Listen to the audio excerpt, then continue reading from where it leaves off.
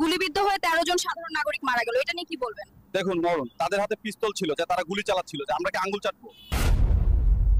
না, অনেকেই এই খবরকে গুজব ছড়াচ্ছে, তাই জিজ্ঞেস করলাম। গুজবে কান দিয়েন না, আমরা আমাদের দায়িত্বে সঠিক আছি। গোপালগঞ্জকে কিভাবে সোজা করতে হয় সেটা। দেশপ্রেমিক জনতা এবং প্রবাসী ভাই বোনেরা, আসসালামু আলাইকুম। আমার খুব ভালো লাগছে, যেমন প্রশ্ন ঠিক তেমন জবাব, বলিষ্ঠতার সাথে জবাব দিয়েছে আমাদের সেনাবাহিনী। আমার সেনাবাহিনীর দিকে পিস্তল তাক করবে আর সেনাবাহিনী বসে আঙ্গুল চুষবে, ভেরি গুড। এইভাবেই যার হাতে আর্মস দেখবেন তাকে তাক করার সুযোগ দিবেন না, তাকে উড়িয়ে দিন, তাকে পাঠিয়ে দিন তার আব্বার কাছে। আম্মা তো আছে, আব্বার কাছে পাঠিয়ে দেন। এটাই হবে উচিত শিক্ষা, এবং এভাবেই সব কিছু নির্মূল করে ফেলতে হবে।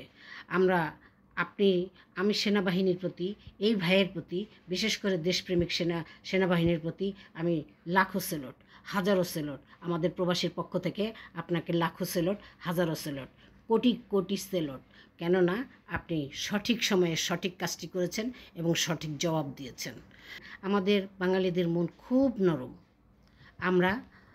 আমরা কি করি, কালকে কি হয়েছে আমরা আজকে ভুলে যাই।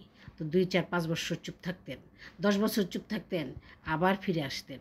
আপনি না হয় মরে যেতেন, আপনি না হয় এই দুনিয়া ছেড়ে যেতেন, কিন্তু আপনার দল বেঁচে থাকতো। আপনার ছেলেমেয়েরা আবার শুরু করতে পারতো, আপনার ভাই বোনেরা শুরু করতে পারতো, আপনার ভাগ্নিরা ভাইস্তারা শুরু করতে পারতো। কিন্তু আপনি সে রাস্তাও রাখেন নাই, কারণ আপনি একটা হিংসুটে মহিলা। আপনি চান এদেরকে মেরেও যাবেন, আপনি আপনার ফ্যামিলিকেও ধ্বংস করে যাবেন। কেউ ক্ষমতায় আসবে সেটা আপনার সহ্য হয় না। কারণ কি জানেন, আপনি শুধু জনগণের শত্রু না, আপনি আপনার পরিবারের শত্রু, সেটা আপনার পরিবারও জানে। আমি আরেকবার আপনাকে বলছি, এইটাই হচ্ছে আপনার শেষ।